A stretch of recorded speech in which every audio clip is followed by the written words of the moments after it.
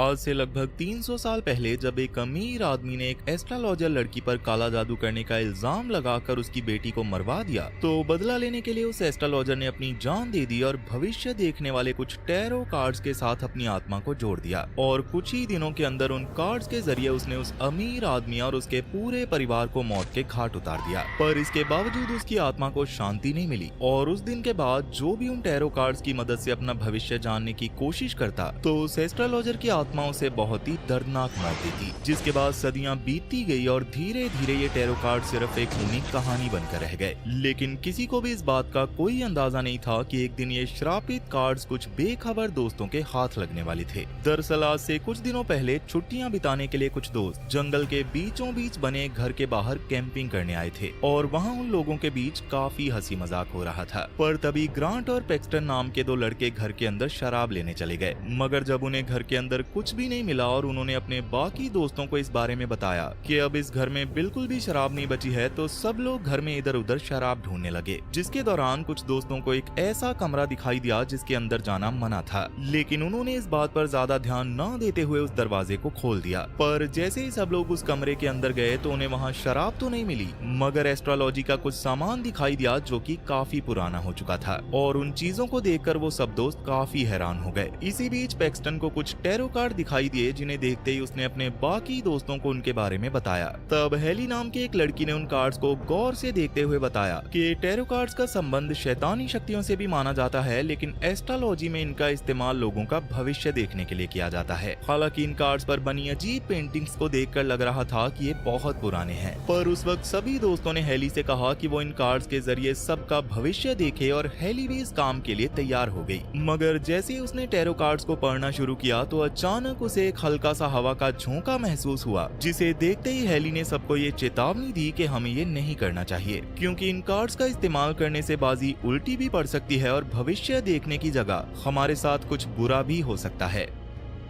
लेकिन किसी ने भी उसकी बात नहीं मानी और सबसे पहले उसकी दोस्त एलिस उसके पास आकर बैठ गई और अपना भविष्य देखने के लिए कहने लगी, जिसके लिए आखिरकार हेली मान गई और उसने सभी कार्ड्स को एक गोल दायरे में रखकर बीच में आखिरी कार्ड रखा और एलिस का भविष्य बताने लगी कि तुम अपनी जिंदगी में बहुत ही जल्दी कामयाब हो रही हो, लेकिन तुम्हें अपनी रफ्तार थोड़ी कम कर देनी चाहिए, क्योंकि हर काम बहुत ही जल्दी करने की कोशिश में तुम मुंह के बल भी गिर सकती हो। जिसके बाद हेली एक एक करके सभी दोस्तों का भविष्य बताने लगी। उनमें से कुछ दोस्तों का भविष्य बहुत ही अच्छा निकला, मगर कुछ को आने वाले समय के लिए सावधान रहने को कहा गया ताकि वो मुश्किलों का सामना आसानी से कर सकें। यहाँ तक कि कुछ दोस्तों की आर्थिक स्थिति भी आगे चलकर बदलने वाली थी। उस वक्त अपना अपना भविष्य जानकर वो सब लोग काफी खुश हो रहे थे, पर ग्रांट को हेली पर बिल्कुल भी यकीन नहीं हो रहा था, क्योंकि उसके हिसाब से हेली सिर्फ कार्ड्स देखकर सबके भविष्य के बारे में अनाप शनाप बातें कर रही थी। मगर आखिरकार अपने दोस्तों के जिद करने पर ग्रांट भी अपना भविष्य जानने के लिए हेली के पास जा बैठा और हेली ने उसकी राशि लियो बताते हुए कहा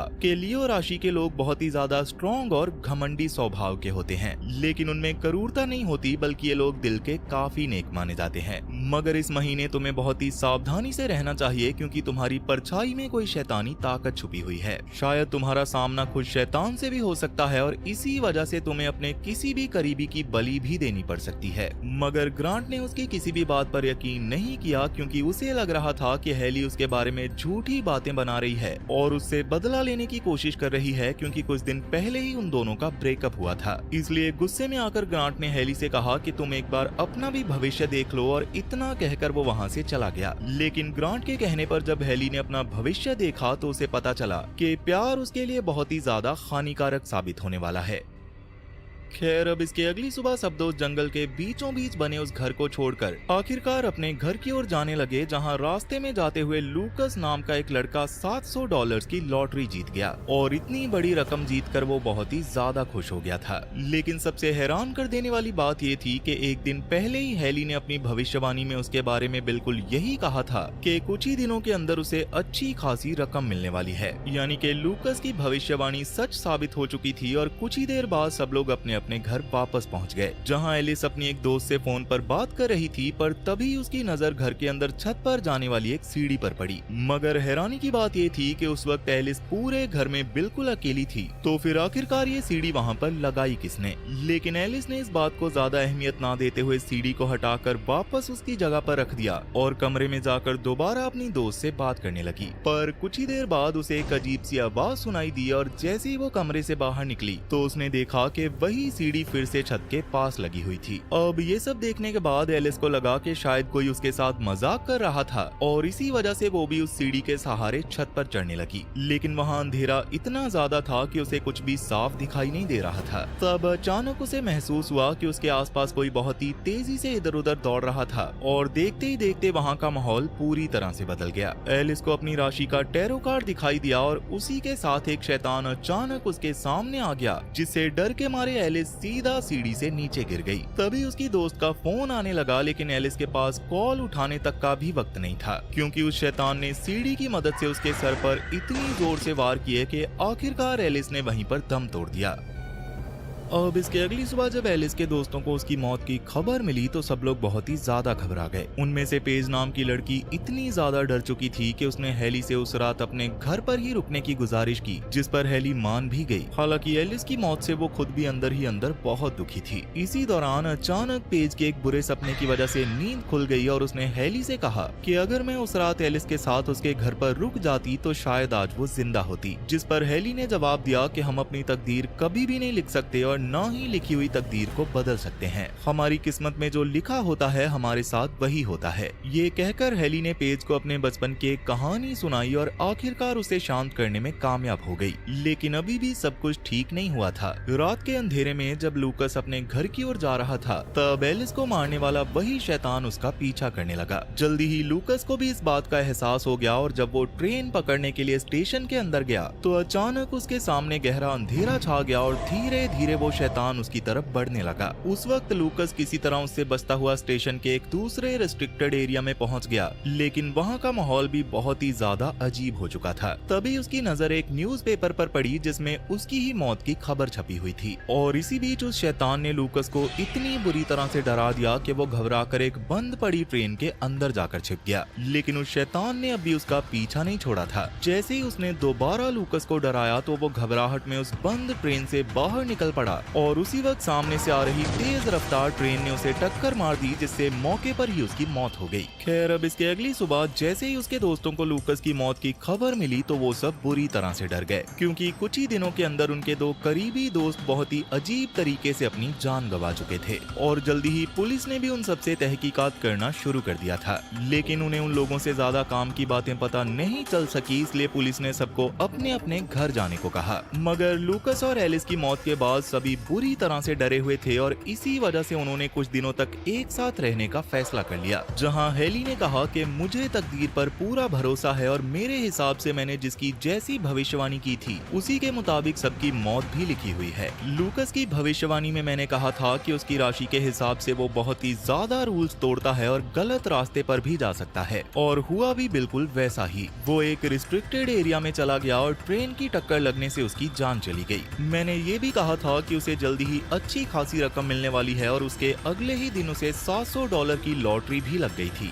इसी तरह से मैंने एलिस के बारे में भी सीढ़ी का जिक्र किया था। मैंने कहा था कि अगर वो अपनी जिंदगी में बहुत ही तेजी से ऊपर चढ़ने की कोशिश करेगी तो वो मुंह के बल भी गिर सकती है, और उसकी मौत की वजह भी आखिरकार एक सीढ़ी ही बनी। लेकिन हेली की बातें सुनकर ग्रैंड ने उस पर बिल्कुल भी यकीन नहीं किया और कहा कि मुझे बिल्कुल नहीं लगता कि टैरो कार्ड्स के जरिए किसी की भविष्यवाणी करने से उसी तरह से उसकी मौत भी हो सकती है।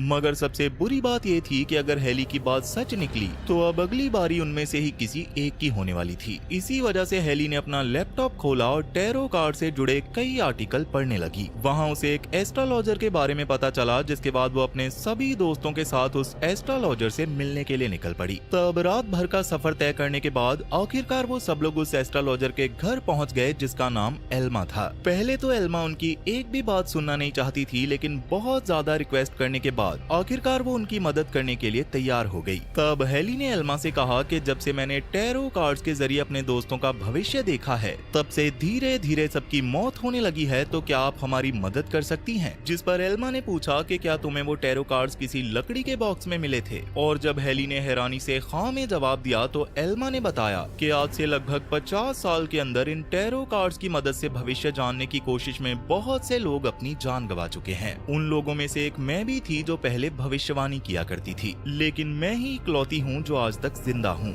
मुझे अब भी नहीं पता कि मैं जिंदा क्यों बच गई, लेकिन शायद मेरी जिंदगी का एक ही मकसद है और वो है उन कार्ड्स को हमेशा के लिए नष्ट कर देना। दरअसल टैरो कार्ड्स का जिक्र प्राचीन सभ्यताओं में भी मिला था, लेकिन सबसे बुरी बात ये थी कि जब भी कोई इन टैरो कार्ड्स की मदद से अपना भविष्य जानने की कोशिश करता तो उसके साथ बहुत ही बुरा होता था। लेकिन इन सब बातों की सच्चाई सिर्फ एक इंसान ही जानता था। आज से लगभग 300 साल पहले एक अमीर आदमी ने अपनी प्रेग्नेंट बीवी और होने वाले बच्चे का भविष्य जानने के लिए एक एस्ट्रोलॉजर को बुलाया था। लेकिन जब उस एस्ट्रोलॉजर ने टैरो कार्ड की मदद से उनका भविष्य देखना शुरू किया तो बार बार सिर्फ एक ही कार्ड सामने आ रहा था, जो था द कार्ड ऑफ डेथ, यानी के मौत का कार्ड। उस वक्त उस अमीर आदमी ने एस्ट्रोलॉजर से उस भविष्यवाणी को बदलने के लिए कहा, लेकिन जो तकदीर में लिखा था उसे कैसे बदला जा सकता था। एस्ट्रोलॉजर जितनी बार भी भविष्य बदलने की कोशिश करती, उतनी बार ही कार्ड ऑफ डेथ सामने आ जाता। मगर इस बात से वो अमीर आदमी इतना ज्यादा गुस्से में आ गया कि उसने एस्ट्रोलॉजर और उसकी बेटी को गांव से बाहर निकाल दिया।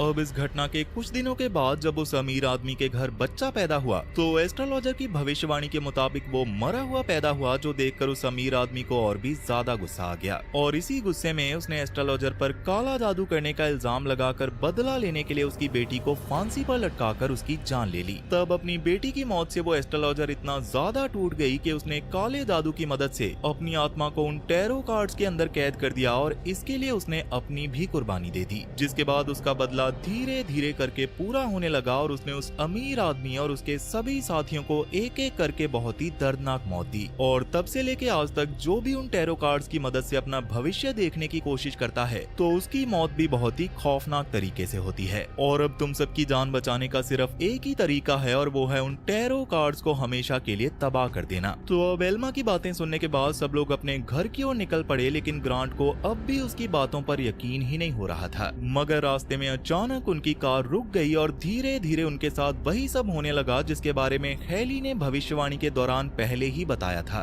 ये सब देखकर मैडलिन नाम की लड़की इतनी ज्यादा डर गई कि वो तुरंत कार से बाहर निकली और वहां से भागने लगी और उसे बचाने के लिए हेली भी उसके पीछे दौड़ पड़ी। पर तभी एक शैतान ने कार पर हमला कर दिया, जिससे कार के अंदर बैठे सब लोग बहुत बुरी तरह से डर गए। और जैसे ही ग्रांट ने उस शैतान को देखा तो उसे भी शैतान पर यकीन हो गया और वो भी हेली को बचाने के लिए उसके पीछे भागने लगा, जो देखकर बाकी दोनों दोस्त भी उसके साथ दौड़ पड़े। लेकिन तभी उन सबके सामने उस शैतान ने एक रस्सी की मदद से मैडलिन को तुरंत फांसी पर लटकाकर उसकी जान ले ली। और इस खौफनाक मंजर को देखकर बाकी सब लोग इतना ज्यादा डर गए कि वो तुरंत वहां से भाग गए। इस घटना से वो सब लोग इतना ज्यादा डर चुके थे कि उन्होंने पुलिस को सब कुछ बताने का फैसला कर लिया। लेकिन हेली ने कहा कि पुलिस को बताने का कोई फायदा नहीं होगा, क्योंकि ये सब एक शैतानी ताकत कर रही है और उसी ने टैरो कार्ड्स की भविष्यवाणी के मुताबिक मैडलिन की जान